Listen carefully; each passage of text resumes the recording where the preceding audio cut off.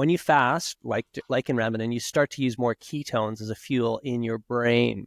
If you don't fast regularly and then you all of a sudden Ramadan hits, it's probably a struggle for the first little bit. I can only imagine, because this is like ultimately going through the so-called keto flu. You're adapting. You're adapting to more time, more windows without fueling yourself. Welcome to the Athlete's Compass podcast. Each week, renowned sports scientist and founder of Athletica AI, Dr. Paul Laursen, athlete, coach, and sports scientist Marjaana Rakai, and coach and cyclist Paul Warloski discuss training, racing, and improving your health and fitness. Get ready for your journey to peak performance.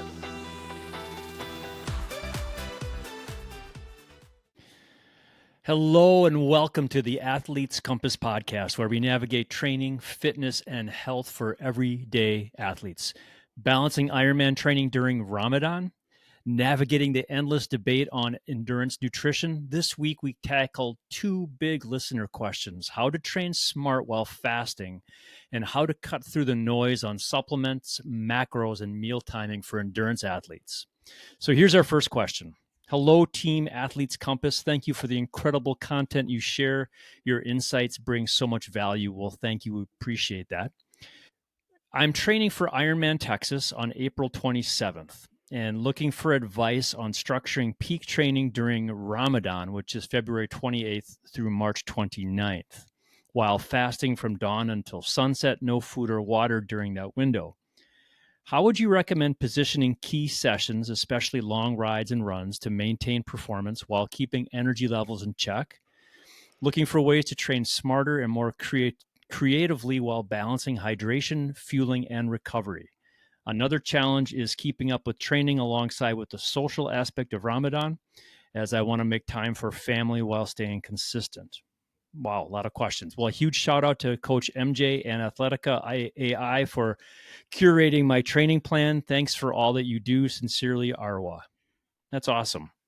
Ultimately, we're talking about a window of fasting. I'm very interested in fasting, practicing faster. Of course, when you fast, you lower your blood insulin level and you up all the fat burning aspects of your metabolism, right? Including, your ketones, your blood ketones. And you have to do that because remember that your brain relies generally on blood glucose for its fuel. And the cool thing, as we've said before, is that the body has figured out this way to break down fat and get an alternate fuel source. And of course, that's blood ketones.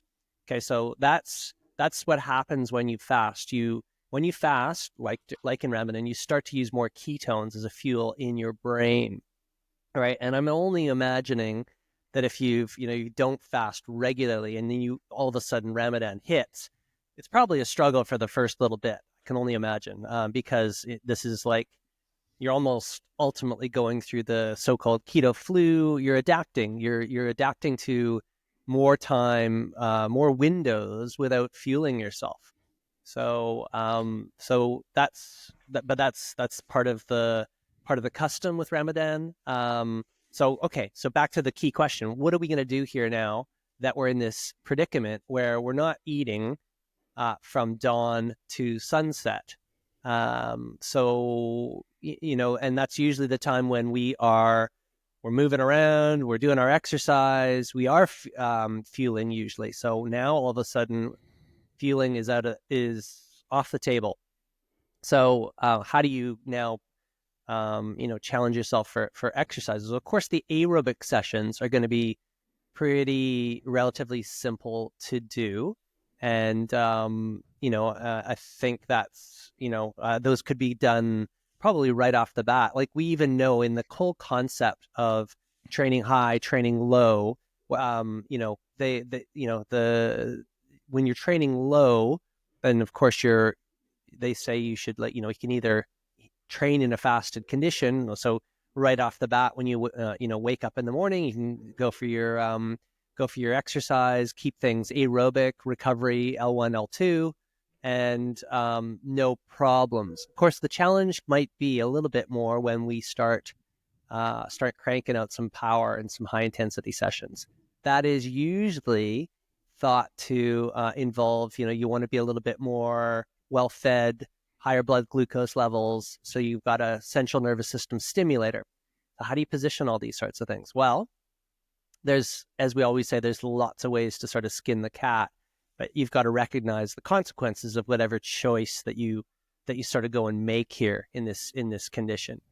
If it were me, I think it's probably coach's preference or athlete preference. At the end of the day, what do you think, MJ? First, Well, yeah, I would probably in the beginning, the first week, it's going to be a little bit challenging. So just keep everything nice and low, no heat sessions at all, because it takes some time before energy levels stabilize. But then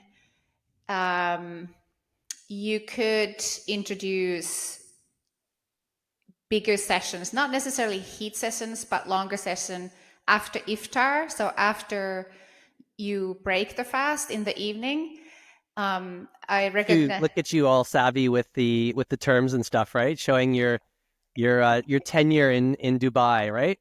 5 years in Dubai, but 5 years in Dubai, so you're totally familiar with all of this. yeah.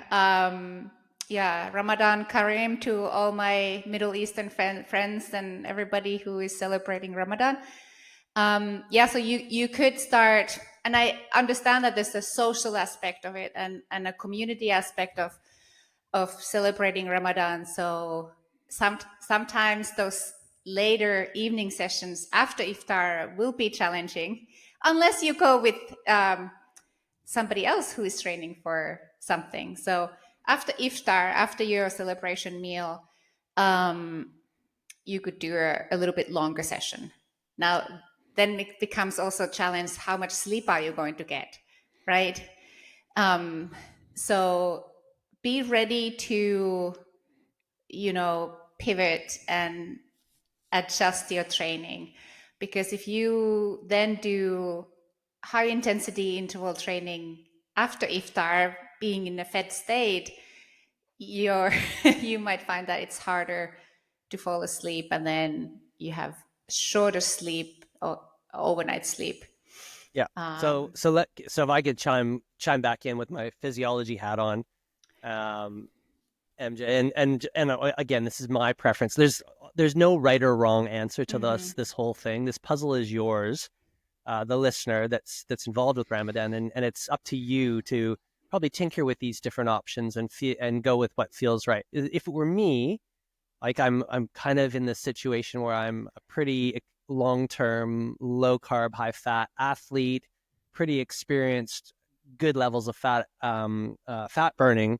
I would do and if I'm doing 2 sessions in my day, I'm doing probably an aerobic session off the bat, because that just kind of feels that sort of feels right for me. And in the morning. then in the morning, Yeah. for me, I would just kind of get up and do my aerobic and just kind of keep things low, and even like sort of push that fat burning out a little bit. I love riding in the morning anyways. I love I did my swim this morning, and I had my black coffee, and then I'm swimming, and I'm no problem.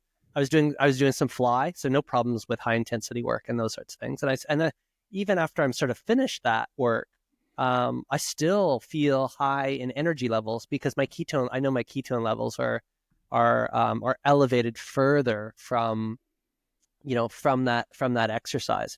So I really, I don't personally have too much problem with this sort of window. So I'm going to do that first session there, and then I'm going to move through my day and do my work, as most of us here are probably going to be doing.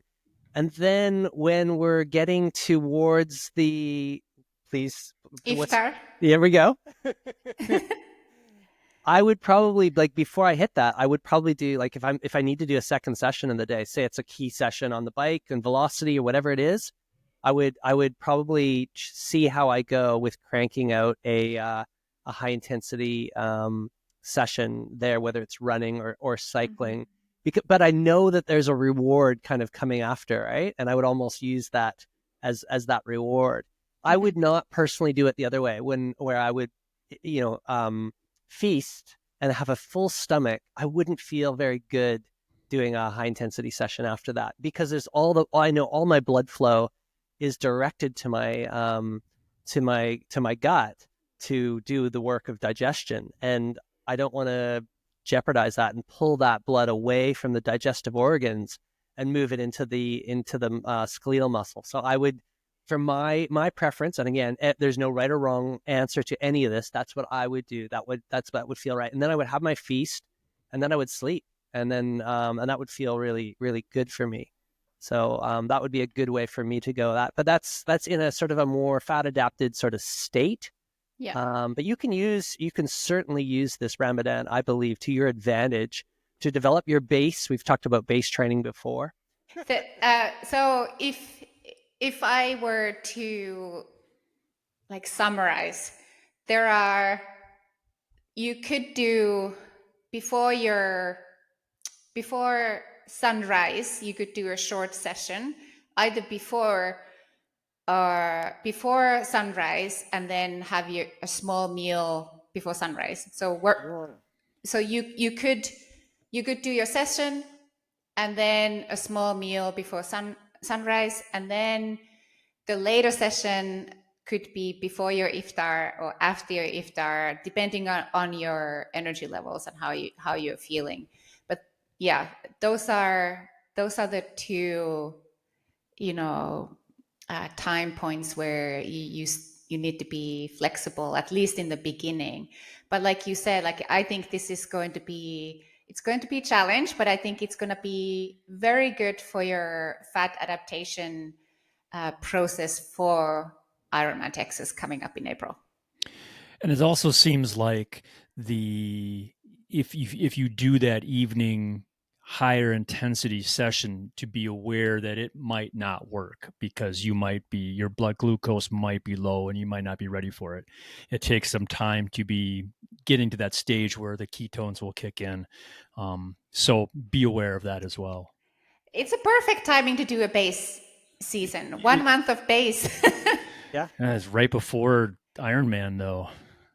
Yeah, but I mean, we know that base is just so pivotal to what are you going to be doing during Ironman, right? You're going to be out there burning the fat. And That's true. So you're preparing, ultimately, you're doing a really good job to prepare your body to, be a real good fat burner. So I think it's awesome. I view it as a positive. Great opportunity. Me too. Okay, this is talk about forum. This is from Wombat on forum. We put so much effort into our training and hopefully recovery, but the information around nutrition is frustratingly complex and contradictory.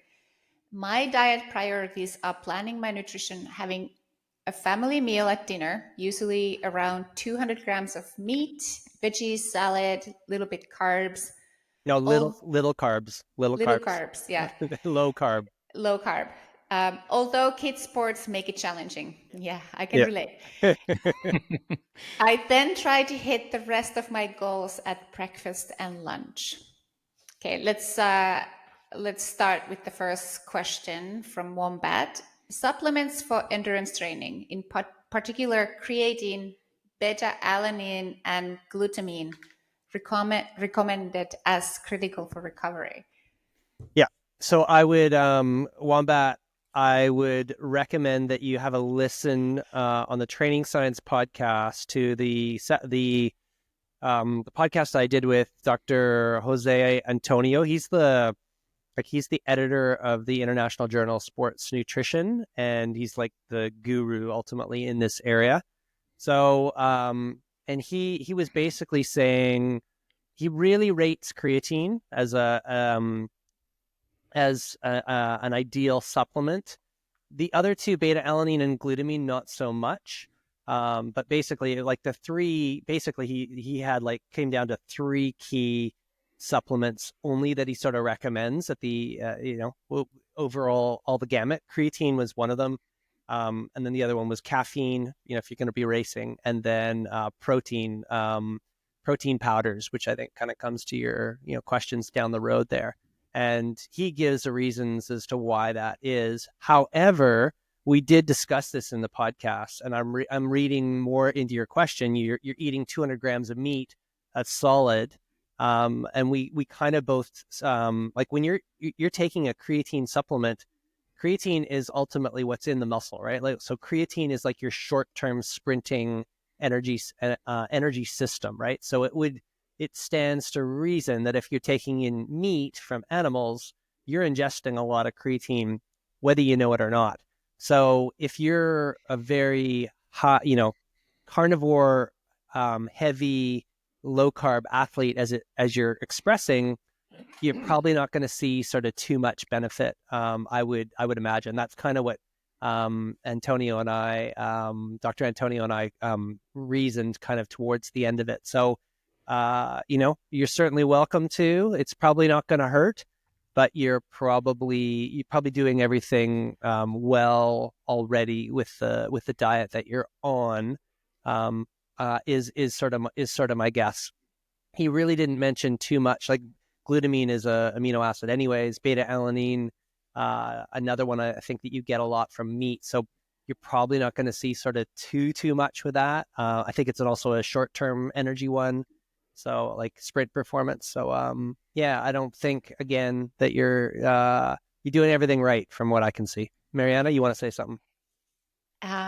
So for people who are not on carnivore diet or don't eat lots of red meat, what would you recommend then? Yeah, well then, I mean, that totally changes the game, doesn't it? So good point.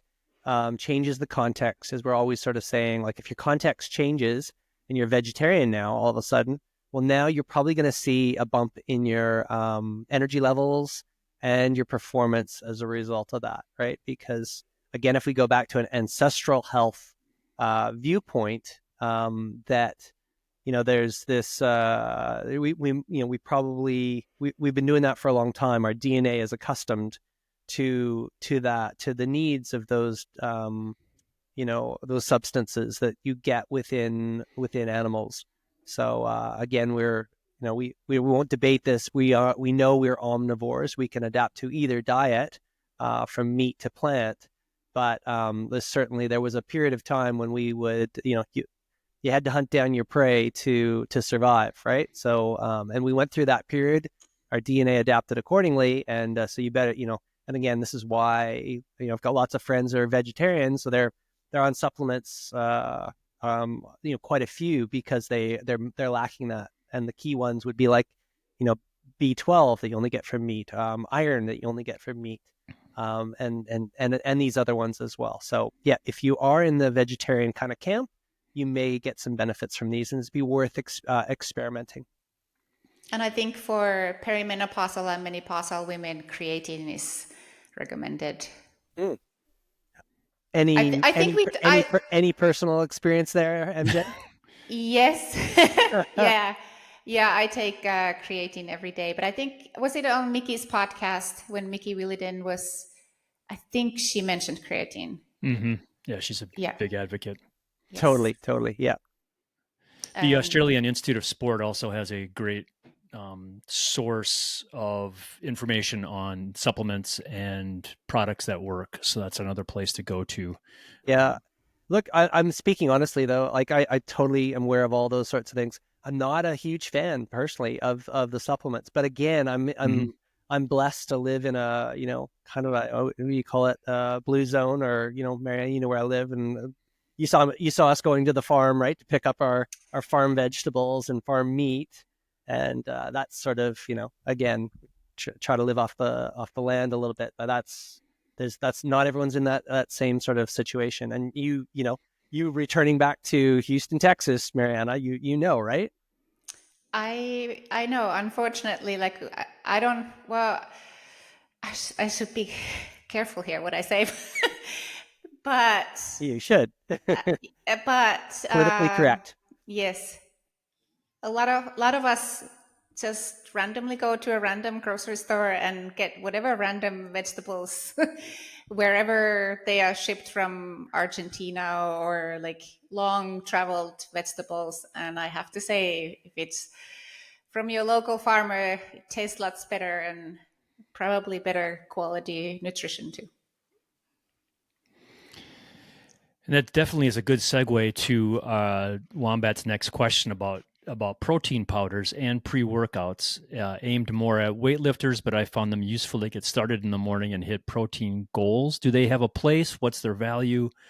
What should I look for in them? And those are two separate things, pre-workouts and protein powders. Let's keep those separate. Let's start with pre-workouts. Is there a place for those? Yeah, well, again, I go back to I'm no expert, so I go back to Dr. Jose Antonio, again, the podcast, and he puts this one in his top 3 categories of supplements. And I'm pretty sure Mickey also recommended this one as well.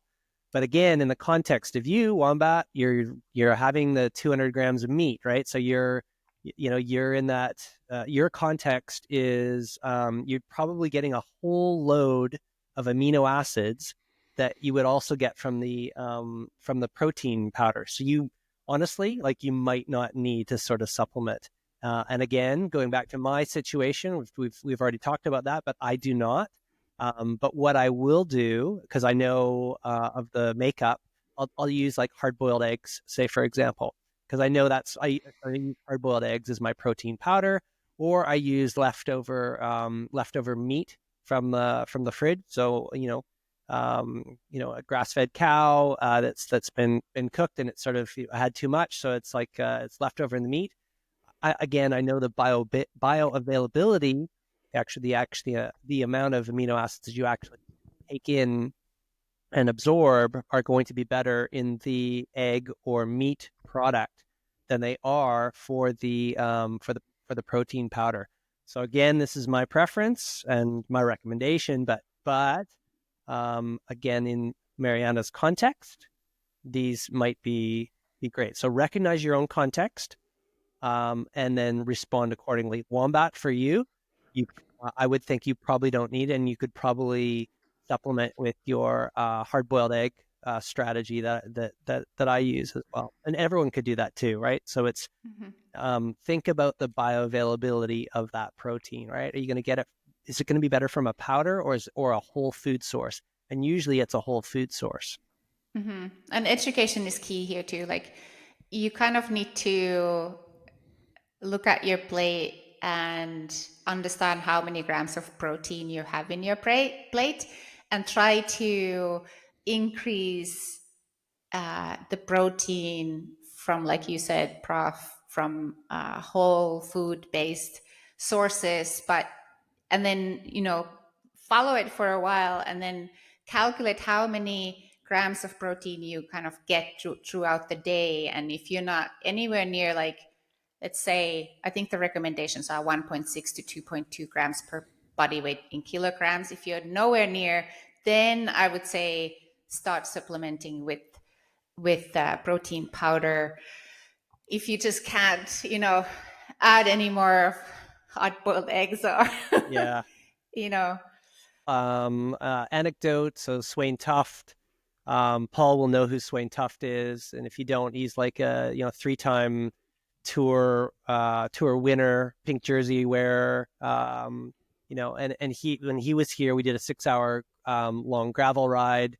It's like, what do you want for breakfast? And he's just like, oh, eggs. So he just like 4 eggs, and down the hatch, and we were off for 6 hours of hard gravel riding. So there's an example, I guess, of what a world class athlete sort of consumes, and it was pretty minimal supplementation sort of during, but we're kind of in that same camp where we're very sort of fat adapted. But he recognized the importance of those amino acids, but he realized that he doesn't need to have a protein powder to do that. He gets that from just his farm fresh eggs. Mm-hmm. And Wombat, I'd be really careful with the pre-workout supplement powders because of the sugar and all the other chemicals that are in there. My pre-workout is a cup of coffee, and getting that caffeine in is a great pre-workout. But the powders that come in with, there's just a lot of extra stuff there that we don't need. Low carb versus high carb for everyday athletes. I'm training 7 to 10 hours a week, not really looking to lose weight, although wouldn't mind either, and won't be running any 2:30 marathons anytime soon. The most recent study seems to indicate low carb is sustainable with endurance training, but a lot of other information online, I can hear the coach's sigh now, recommends high carb diets. Oh yeah, big time. Yeah. Oh yeah, it's like it's a huge issue.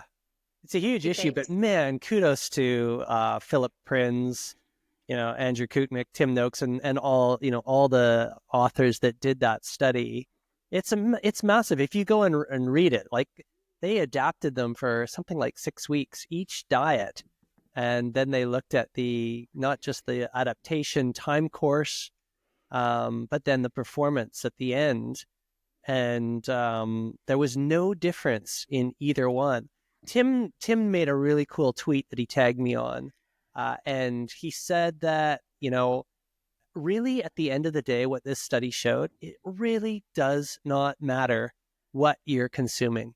You kind of we're all getting our nose out of joint a little bit on the whatever religion camp we want to come into with this diet here. And what really matters, and I love this because this is what we focus on in Athletica, it's the training that you do. It's your power profile. And it really, and the reason we're saying this is because it did not matter what diet you were adapted to. The performance was ultimately didn't matter in either cohort. And this was repeated measures. So this was in the same subjects after 6 weeks, right? They're adapting to both diets. They're good with both. And their performance really doesn't change too much. It was a little bit better in the low carb condition, but I don't think it was statistically different. But then the other key thing that it showed, it pinned it on, was it really just came down to a low level of glucose supplementation, enough so that it released or relieved the hypoglycemia, the low level of blood sugar. And that's all you need to do at the end of the day. They showed it. And I was talking to Philip. It took him forever to pilot this in the lab with a bunch of students and whatnot to figure out how low they could go, because they really wanted to go low in this condition, because they really wanted to kind of take it away from any issue on muscle glycogen sparing or anything like that. And they got it. So they piloted it down. They were pretty confident. And they went with just this very small 10 grams in an hour. Now, MJ, what would 10 grams look like from a gel standpoint? So try to put this in the head of the listener. I think standard is 25 grams or 30 grams of carbs in one gel. So one third.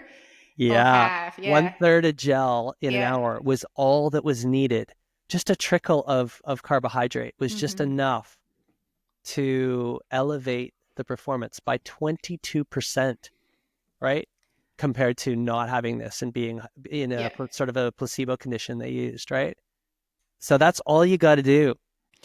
So this kind of leads into Wombat's next question. And Wombat had 6 different questions all based on this. And, so we're really tackling about them. This. We're gonna see if we can get them all. But what's the best or a good ratio of macros, protein, carbs, and fat to target without being obsessive about weighing every bite?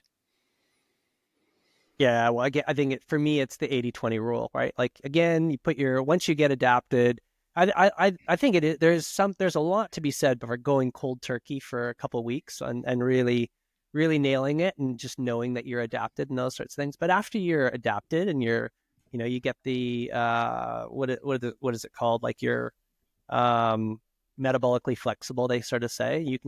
You'll go back and you can have cheat days, no problem, and you get back, right? Like MJ just went and did the Berkey, and she's traveling, so you got to eat. You still got to eat, right? And sometimes there's just nothing else to eat, and you're hungry, so you got to eat carbs, right?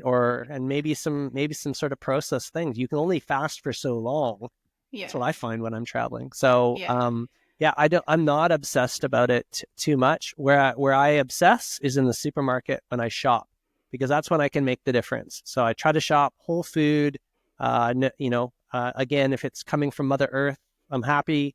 And I got all my different sources. Fill up the fridge and the cupboards, and then don't worry about it after that. And same for social stuff. I don't worry about it in social stuff, right? Like you gotta, like, social stuff is super important.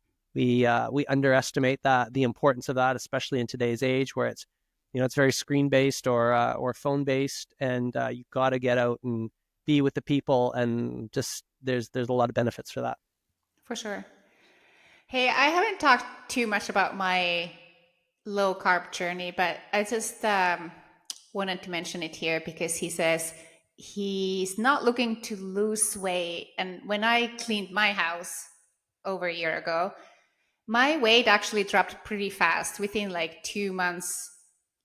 But then like it stabilized pretty much in the same level, but my body composition just kept on changing from a little bit, I would say, around to a lot more looking like an athlete. And it's been continuing to change. So it's not like a fast process, but it's just like keeps on evolving.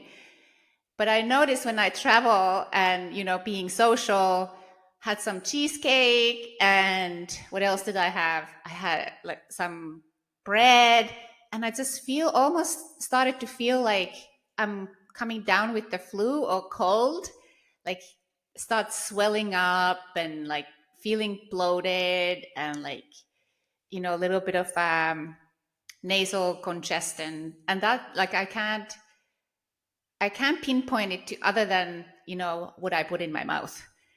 So that's super interesting. Yeah.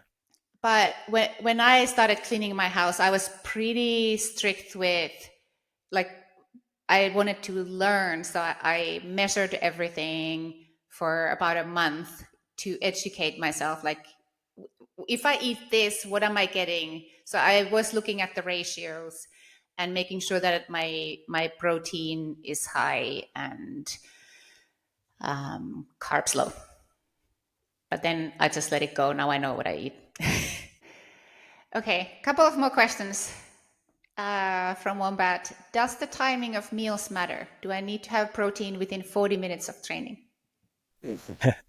No, and that's been debunked, and that was the whole window thing that was around there in the sports nutrition, and they've done enough studies now. They know that it is eventually, once you get those amino acids in your system, they go back towards building the muscle mass that you want. Remember that whenever you're doing an exercise, you're creating a signal in the muscle cells themselves, and that signal is what causes for the adaptation. So they're hungry, but the signal kind of sticks around for a while, and then all of a sudden, once the amino acids are available, those will grab and form and rebuild you. Right? Remember that we're always turning over in terms of our cell makeup and stuff. Right? So you literally are what you eat. You are a product of the food that you ate over the last 6 months, ultimately, and that will continue to change.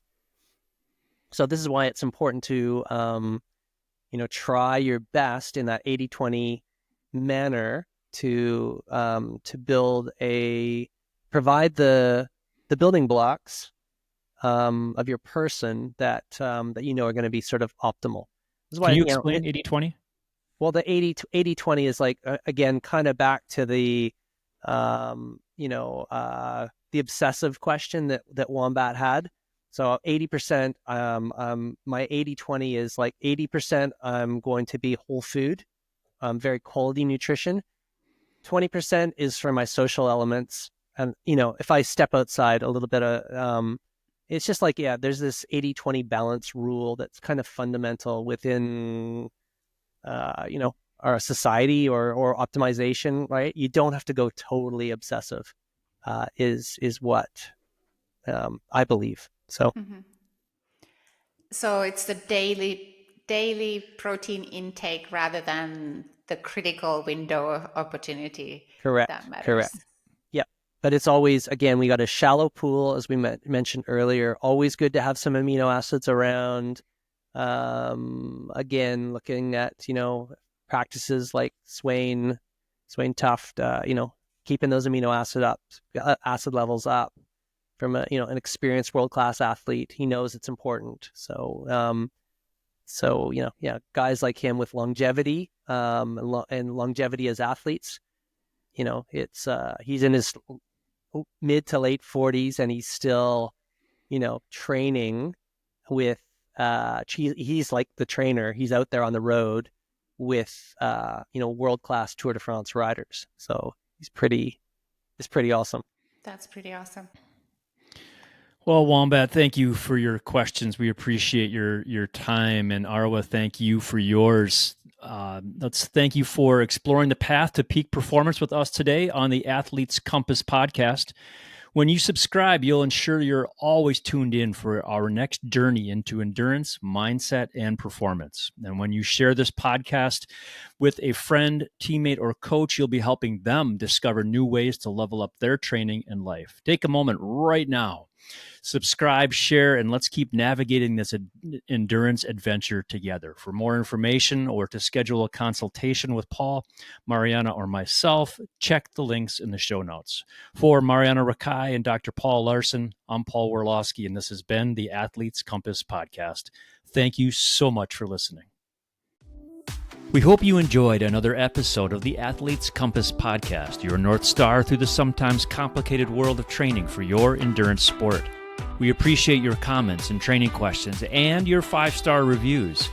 For a deeper dive into the science of endurance sports, listen to the Training Science podcast and check out the adaptive AI training platform Athletica.ai. Thanks for listening.